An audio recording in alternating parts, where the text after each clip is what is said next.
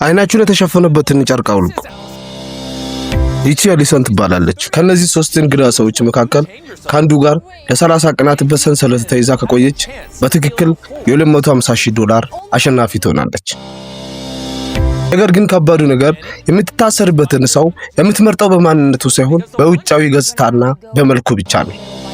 ቆይ እኔ ነኝ የምመርጠው? አዎ፣ የማማን የሞተር አሽከርካሪውን ወይንም የጂም ሰራተኛው በጥንቃቄ ምረጭ። ምክንያቱም በመጨረሻ ካንቺ ጋር በሰንሰለት የታሰረው ሰው ሙሉ $250,000 ካንቺ መስረቅና የመውሰድ እድሉ ሰፊ ነው። እሺ፣ ይህ በጣም ከባድ ነው። በውጫዊ መልክ ብቻ ተስፋ አድርጌ ልምረጥ? እስቲ የመካከለኛውን የሞተር አሽከርካሪውን እመርጣለሁ። ስሙን እንኳን አታውቂው? ስሙን ለማወቅ በቂ ጊዜ እኮ ይኖረኛል። አሊሰን እባላለሁ። ብራይስ ይባላል። ይህ የምትኖርበት ቤት ነው። ኩሽናና ሳሎን አላችሁ። ብራይስ እና ኤሊሰን መታወቅ ጀምሯል። ነገር ግን ኤሊሰን የማታውቀው ነገር አለ። በሷ ሐሳብ በቪዲዮ ውስጥ የምትታሰረው እስከ መጨረሻ ከብራይስ ጋር ብቻ እንደሆነ ነው። ጨዋታው ግን ሌላ መንገድ አለው። ደንቡ ቀላል ነው። ከቤት ውጪ ያለውን ቀዩ መስመር ማለፍ አትችሉም። ሰንሰለቱንም ማውለቅ አትችሉም። ብራይስ ገንዘቡን ለመውሰድ እያሰበ ቢሆንም ኤሊሰን ግን ግድ የላትም። ብራይስ ምን ያህል ታማኝ እንደሆነ ለመፈተሽ የተለያዩ ነገሮችን ማድረግ ጀምራለች።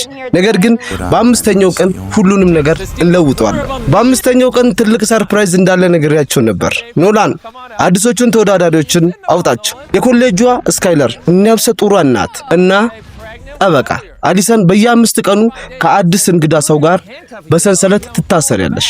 በ25ኛው ቀን ሁሉንም መልሰን እናመጣቸዋለን። ከነሱ መካከል የማትጠራጠሩና ገንዘብን አይሰርቅብኝም የምትዩን አንዱን ትመርጫለሽ። አሁንም ከነሱ ጋር መነጋገር አትሽም። በመልካቸው ብቻ ምረጪ። ጠበቃውን በፍጹም አልተማመንኩበትም። ነፍሰ ጡሯ ደግሞ ገንዘቡን ለመውሰድ ትልቅ ምክንያት አላት።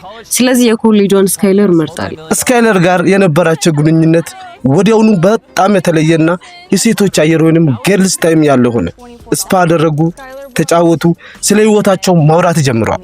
ገንዘቡን ብታሸንፊ ምን ታደርጊበታለሽ? ለአባቴ ሰጥቼ ኢንቨስት የማደርግበትን መንገድ እንዲያሳየኝ ይፈልጋለሁ። ነገር ግን ስካይለር ከአስልን ጋር በጣም የተላመደች በመምጣቷ ትልቅ ስህተት ሰራች። ወደ $250,000 አንድ እርምጃ ተቃረብን አይደል? ቆይ 250,000 ምንድነው? 250,000 አይ በስህተት ሚስጥሩን ተናገርኩ። እኔ እኮ $50,000 ብቻ ይመስለኝ ነበር። እዚህ ቦታ 4 ተወዳዳሪዎች ሁሉንም ምግብ በልቶ ለመጨረስ እየታገሉ ነው። ነገር ግን አሊሰን ከዚህ ቦታ ለሚቀጥሉ 5 ቀናት የሚሆናትን አዲስ አጋር መምረጥ አለባት። ወይኔ አምላኬ! እዚህ ውስጥ በርግጥ ምግብ እየበሉ ነው? ይህ በጣም እብደት ነው። አዎ አሊሰን፣ ስካይለር ከካቴና ነፃ እናወጣታለን። አሁን ግን ከነዚህ 4 ሰዎች መካከል አዲሱን አጋርሽን መምረጥ አለብሽ። መነጋገር አትችም። በመልካቸው ብቻ ምረጪ። እሺ፣ ያኛው ሰው በጣም ጠንካራ ይመስላል፣ ያኛው ደግሞ በጣም የደከመ ይመስላል። እኔ የምመርጠው ያን መሃል ያለውን ሰው ነው። አሊሰን ጆን የተባለ ተወዳዳሪ መርጣለች። ጆን የከባድ ማሽነሪ ኦፕሬተር ሲሆን የ6 ልጆች አባት ነው። አሁን እሱ ከሱፐርማርኬት አውጥተን ከኤሊሰን ጋር አስረኗል። ሰላም፣ ጆን ይባላል።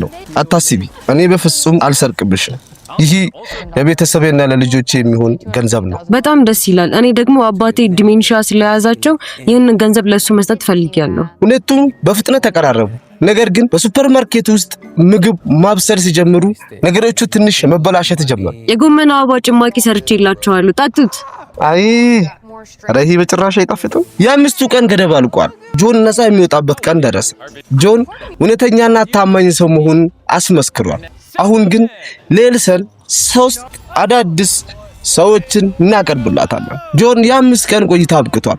በጣም ታማኝ አጋር እንደነበረ አስመስክሯል። ነፃ ወጥቷል። አሁን ግን ኤሊሰን የሚቀጥሉት 5 ቀናት ከሷ ጋር የሚታሰር አዲስ ሰው መምረጥ አለባት። አዲሶቹን 3ቱን ተወዳዳሪዎችን አምጧቸው። ፕሮፌሽናል ታጋይ፣ ካውቦይ፣ የሱማ ታጋይ። አሁንም ከነዚህ ጋር መነጋገር አትችልም። በመልካቸው ብቻ ምረጭ። ታጋዮቹ በጣም ግዙፍ ስለሆኑ አስፈርተውኛል። ስለዚህ ያንን ካውቦይን መርጣለሁ። አሊሰን ጄሰን የተባለ ካውቦይ መርጣለች። ነገር ግን አሊሰን ቀደም ብላ አንድ አስገራሚ ነገር ጠይቀኝ ነበር። ይህንን ቤት ሙሉ በሙሉ አጥፋልኝ ብለኛለች። ቆይ በምንድን ነው የምታጠፈው? አንድ ሙሉ አውሮፕላን በቤቱ ላይ እጥለዋለሁ። ምን? ጭራሽ አውሮፕላን? አውርዱት። 3 2 1 ጣሉት።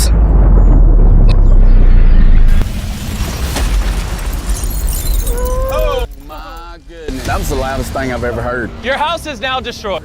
ወይኔ አምላኬ መሬቱ ሙሉ በሙሉ እየዘመመ ነው። እዚህ ውስጥ እንዴት ነው የምንተኛው? መሬቱ ዘንበል ያለና ለመተኛት ከባድ ቢሆንም ኤሊሰን የጠየቀችን የአካል ብቃት እንቅስቃሴ ብስክሌት አምጥቼላቸዋል።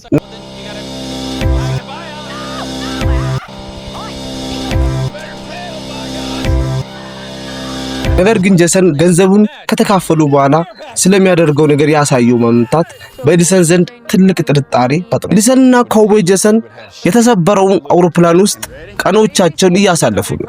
ነገር ግን የጄሰን አጠራጣሪ ንግግሮች በኤሊሰን አይምሮ ውስጥ ትልቅ ጥርጣሬ ደውል እንዲደውል አድርጓል። ጄሰን $250,000 ብናሸንፍ በእርግጥ ታካፍለኛለህ ወይስ ለራስህ ብቻ ነው የምትወስደው?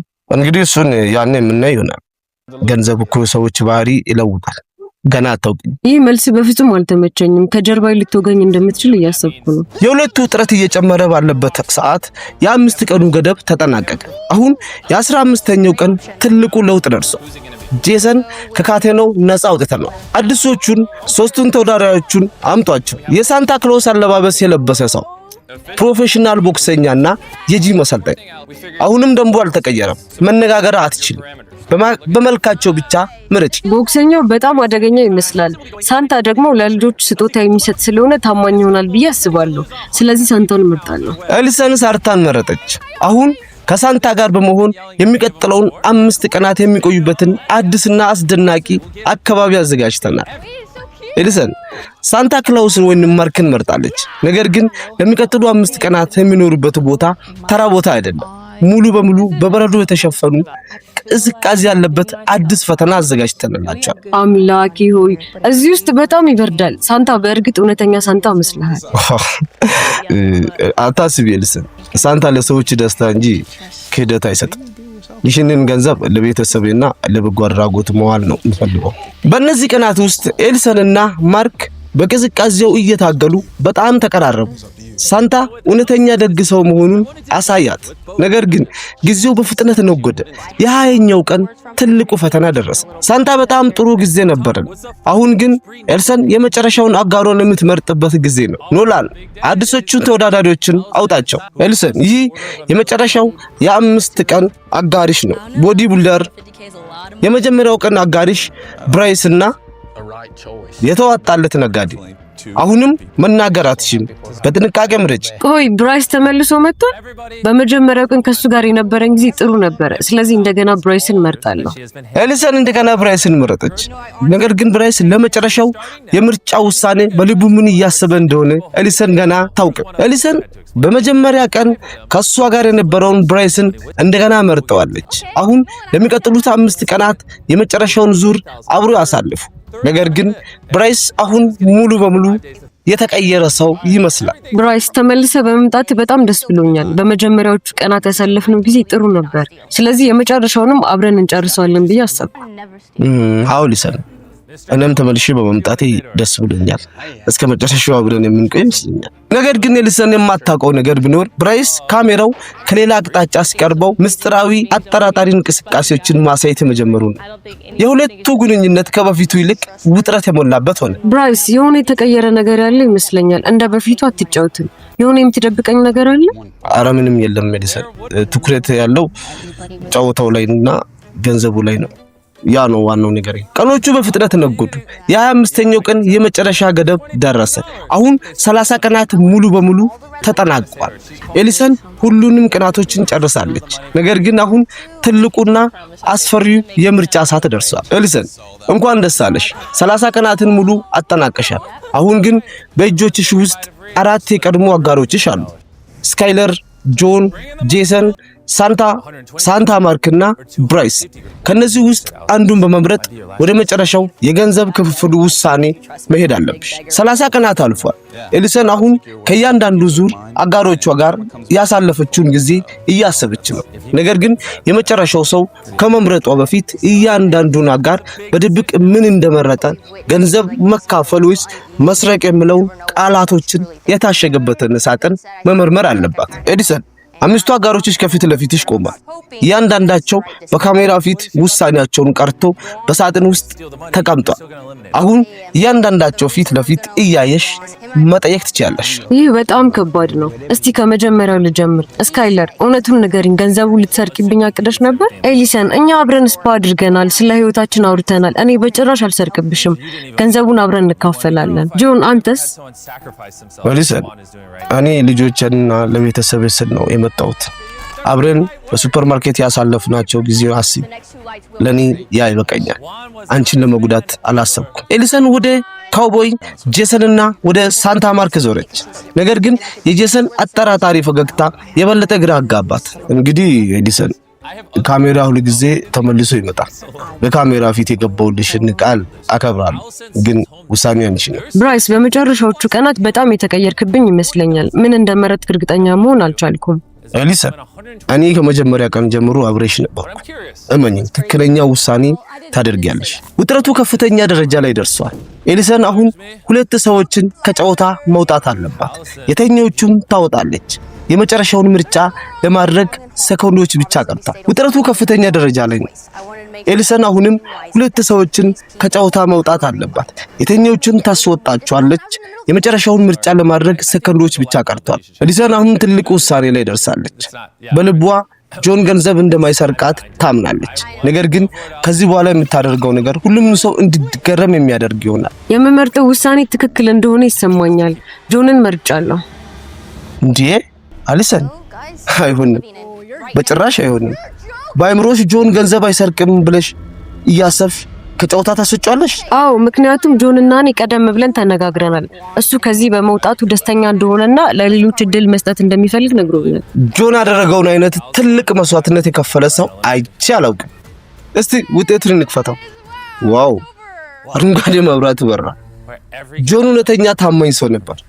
አመሰግናለሁ እውነት ጆን ከተሸኘ በኋላ አሊሰን የመጨረሻውን ምርጫ ለማድረግ ሙሉ 24 ሰዓት ወሰደች። አሁን በብራይስ እና በስካይለር መካከል አንዱን መምረጥ አለባት። አሊሰን ተሳስተሽ ከመረጥሽ ሁሉንም ነገር ልታጪ ትችያለሽ። በጣም አስቤበታለሁ። ሁለቱም አረንጓዴ መብራት እንዳላቸው አምናለሁ። ነገር ግን አሸናፊ እንድትሆን የምመርጣት ስካይለርን ነው። ብራይስ በጣም ይቅርታ። ብራይስ ከመሸኘቱ በፊት እሱ ምን መርጦ እንደነበር ማየት ፈልጋለሽ? አዎ፣ አረንጓዴ እንደመረጠ እርግጠኛ ነኝ። ውጤቱን ግለጡት። ቀይ መብራት በራ። ብራይስ ገንዘቡን ሙሉ በሙሉ ለሰርቅሽ አስቦ ነበር ማለት ነው። እየቀለዳችሁ ነው? በጭራሽ ይሄንን ማመን አልችልም። ያም ሆነ ብራይስ $40,000 መውጫ ክፍያ ይዞ ይወጣል። አሁን ግን የመጨረሻውና ትልቁ ሰዓት ደርሷል። አሊሰንና ስካይለር መጋረጃቸው ሲከፈት ስካይለር እዛው ካለች ገንዘቡን ትካፈላላችሁ። ስካይለር ከሌለች ግን ባዶ እጅሽን ትወጫለሽ። 3 2 1 መጋረጃውን ግለጡት። አረንጓዴ በራ። ስካይለር እዚህ ያለች ማለት ነው። ሁለታችሁም ገንዘቡን ትካፈላላችሁ። ኦ በጣም ደስ ይላል ስካይለር፣ አመሰግናለሁ። እውነት በጣም ታማኝ ሰው ነሽ። ሁለታችሁም እያንዳንዳችሁ $125,000 በካሽ ይዛችሁ ወደ ቤት ትሄዳላችሁ። አንዳንድ ጊዜ እንግዳ የሆኑ ሰዎች ገና ያላወቋቸው አዲስ ጓደኞቻቸው ናቸው። እንኳን ደስ አላችሁ።